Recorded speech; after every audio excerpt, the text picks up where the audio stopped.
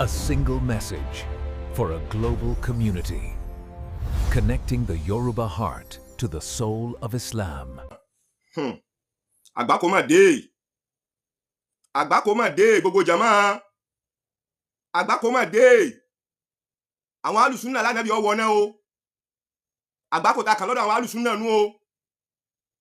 Wọ́n ti hana ó ti kan Nabi náà báyìí sallallahu alaihi wasallam. Gbogbo jama tí wọ́n máa bá fídíò yìí pàdé ẹ dákẹ́ bá wa share rẹ̀.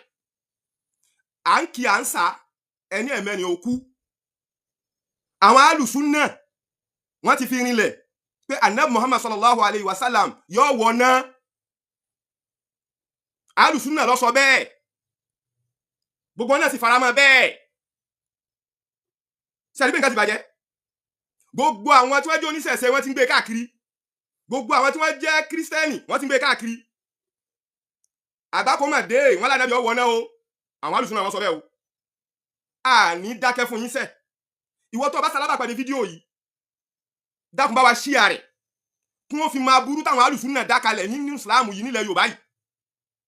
Nígbà tí ètí mẹ́lógún náà sọ ìtọ́jáde, comedian yìí, ẹ lọ tún wọn ká yìí. Ó ní gbogbo Mùsùlùmí àti múmìnì gbogbo wa ó di wì nínú náà. Ẹ gbọ́ abẹ́ ẹ gbọ́. Ànábì ló lórí gbogbo múmìnì, Ànábì ló lórí gbogbo Mùsùlùmí. Ó ní gbogbo Mùsùlùmí gbogbo múmìnì ní ọ̀wọ̀ náà, Ànábì ní ó dìdì wa wọ̀ náà. Àyá Kùránì tó wá mú wá fún tó fi sọ. Gbogbo jàmáà tẹ́ ń gbọ́ wa, ó mú àyá Kùránì wá fún. A'udhu billahi minash shaitani rajim, bismillahir rahmanir rahim. Wọ́n tó bá ní wàhálà wá pọ̀, wàhálà tí wọ́n pọ̀ ó. Bí wọ́n ṣe bẹ̀rẹ̀, wọ́n kọ́kọ́ sọ wípé ní ọjà gbèsè kú.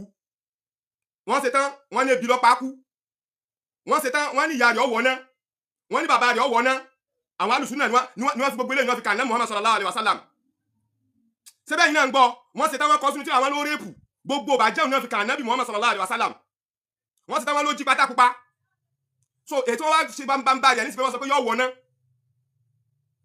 So àyá Kùránì tí wọ́n mú wá fún òun náà ni nínú Suratul Maryam àyá 70 sí 71 tọ́lọ̀ ti sọ pé a'udhu billahi minash shaitani rajim wa in minkum illa wariduha kana ala rabbika hatman makdiyan.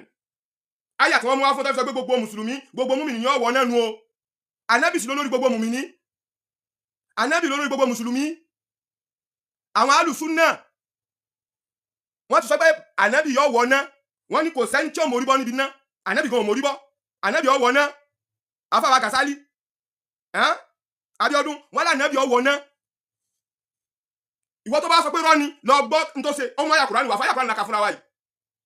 So àyá Kùránì tọ́lọ́ ń bá bọ̀ tí ń gbọ́rọ̀ àwọn kèfèrí bọ̀ wọ́n ti lẹ̀ mọ́ Ànábì. Ẹ méje kọ́ yà yín lẹ́nu tó bá sọ pé Tìjàní ó wọ̀ náà. Súfí ó wọ̀ náà. Ànábì gẹ́gẹ́ ó wọ̀ náà. Wọ́n ní wa in minkum illa wariduha. Kò sẹ́ni kankan nínú yín tí ò ní wọ̀ náà. Nta àwọn ẹlẹ́bọ ń túnu. Òun ló túkalẹ̀ fáwọn ẹlẹ́bọ. Àwọn ẹlẹ́bọ ti fi ń jẹ́rìí. Àwọn Kírísítẹ́nì ti fi ń jẹ́rìí. Òun ló sì sí Kùránì tú. Wípé ní wa in minkum kò sẹ́ni kankan nínú yín àtànábì pé kò yọ anybody lẹ̀. Gbogbo Mùsùlùmí gbogbo mùmínì. Illa wariduha ni ó wọ̀ náà. Ànábì ni ó wọ̀ náà.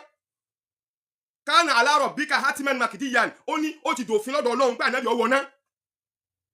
Sàráfà Gbádébọ̀ ló sọ bẹ́ẹ̀. Sàráfà Gbádébọ̀. N tó túnu Kùránì nu o. Gbogbo jama ẹ dákẹ́ bá share rẹ̀. So wọ́n ti hanafa Ànábì náà yóò wọ̀ náà. Ìwọ tó bá jẹ́ Ahlus-Sunnah tó bá sọ pé rọ́ ni bá wa tú according to n tẹ́ tú sínú gbogbo àwọn tàfàsírì lọ pé kò sí mùmìnì kan kò sí mùsùlùmí kan tí ò ní wọ̀ náà. Ànábì òun kọ́ ló lórí mùmìnì. Ànábì Ibrahim òun kọ́ ló lórí mùmìnì. Òun kọ́ ni bàbá àgbàgbọ́. Ànábì Musa Ànábì Isa gbogbo àwọn Ànábì Ọlọ́run gbogbo wọn ó di wì nínú náà. La ilaha illallah Muhammadu Rasulullah. Ǹjẹ́ ní ká dákẹ́ sí ni?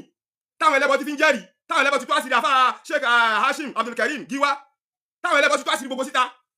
Ìfẹ́ jẹ́ kí fídíò yóò gùn rárá. So àwọn ti hánà fún Ànábì Muhammad o wọ́n Ànábì náà wọ̀ náà o. Àgbákò mà dé. Tí gbogbo mùmìnì bá wọ̀ náà mú Ànábì ọwà òun lórí gbogbo mùmìnì yóò sì wọ̀ náà. Àwọn Ahlus-Sunnah wọn sọ bẹ́ẹ̀. In tó mú wọn kẹwàá àwọn aláburú yìí tí wọ́n bá Islam jẹ́ ẹ lọ wọnú Sahihul Bukhari tí wọ́n fi ń jẹ́rìí hùn. Ayé àbí tọ́lọ́ ti sọ wípé ní yawma naqulu li jahannama alim tala'at wa taqulu hal min mazidi. Tọ́lọ́ sọ mẹ́rin pé nítọ̀ tó bá jọ́gbìn àkíọ́mà àbí jahannama lè pé só ti kún yóò ní sótúkù. Ní tí dáhùn bá ti wá bẹ̀rẹ̀ pé sókù ọ sọ pé òun ètí yòó nígbẹ̀yìn àdísì un Ọlọ́run gangan yóò wá ti ẹsẹ̀ rẹ̀ bọ́ ná. Wọ́n ti hánà fọ́lọ́run gangan Ọlọ́run gangan yóò ti ẹsẹ̀ bọ́nu ná. Jáàánú wá sọ pé cut ó ti tó bá lẹ́yìn ìgbà tọ́lọ́run gangan bá wọ̀ ná tán. Àwọn Ahlus-Sunnah ni wọ́n sọ pé Ànábì ó wọ̀ náà o.